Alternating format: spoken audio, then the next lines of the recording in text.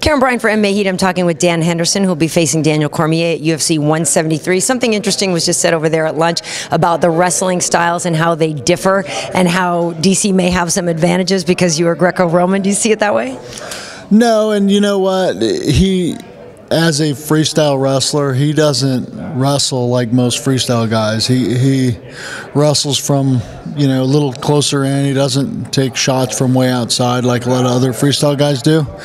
Which is probably, I've always thought that Greco-Roman wrestling was more suited for MMA because of we're always in contact with each other, and typically you're not shooting from too far out. In MMA, there's a lot that can happen during that time, and you can't set it up the same way. So, I think he wrestles differently and wrestles kind of like how it would help me be able to counter him with how I wrestle. He gets into the clinch a lot, drops down to a single leg a lot, and those are all positions I think I'm comfortable with, especially now after training camp. Yeah. Actually, do you think that your style is more advantageous against the cage as well? Yeah. I feel like I remember watching Randy Couture just do a lot of work when he had somebody up against the cage. Yeah, absolutely. And that's probably going to be a big part of this fight with him and me is trying to control that space there once we get into the clinch. He's going to be a bigger guy, a little tougher to move around from in there, and knows wrestling, so it'll be harder to keep him in poor position and me in better position. So and that's what a lot of this fight is more of a chess match in that way. Obviously, you're going to throw some hard punches in there too that both of us are going to be trying to land. So, I'm just hoping that I can defend takedowns well and land some good punches on the way. So what was special about this training camp then that makes you feel even this much more, ready and prepared and confident? The shorter turnaround was probably a good thing. Mm-hmm. I felt healthy and good to go right after my fight with Shogun, and I had taken 2 weeks off and thought I was fighting in July and got bumped up to in May, and just got right back in the gym and kind of built on the conditioning I already had going, and I feel great now, and then after watching video of him, I really hadn't seen him that much compared to other guys that I fought recently.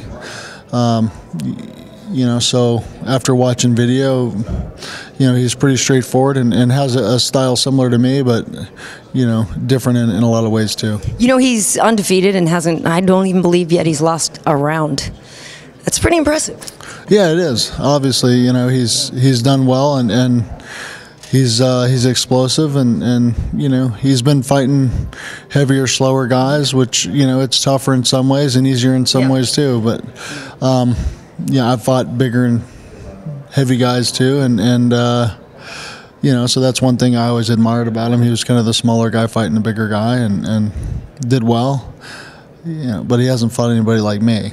So, I think that's definitely going to be a true test for him. I'm planning on testing his chin that hasn't really been touched much, because a big part of that is he's so much quicker than the big guys, and it's hard to hit for them. So, I throw punches in a little bit different fashion than a lot of those guys.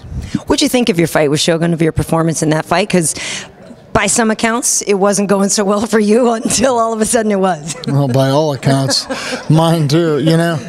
From what I remember, I wasn't doing well. I just got a slow start, and I wanted a little bit slower start anyway in that fight, and kind of pick my shots and control the pace a little bit at the beginning, and not just go wild and punch myself out like I did last fight with him. And I felt like I was doing that maybe a little slower than I would like, and hurt him in the first round, and went after him a little bit because I had hurt him and got caught. And next thing you know, I'm trying to survive, and made it into the second round, and I don't think I was recovered all the way from the first round. He caught me again, and I decided that I just needed to make sure I won the third, fourth, and fifth round after that, and held on and recovered fully and got after him.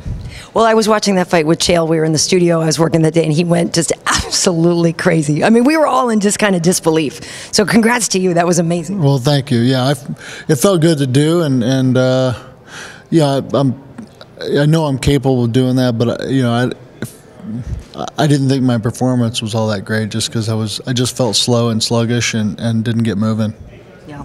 You know, lastly, I want to say, and she's over there right now, your lady friend has been getting a lot of love on Twitter and on social media, I guess. There was a picture you shared in Brazil, and then there was something else recently. What's the deal? Is this the one and only?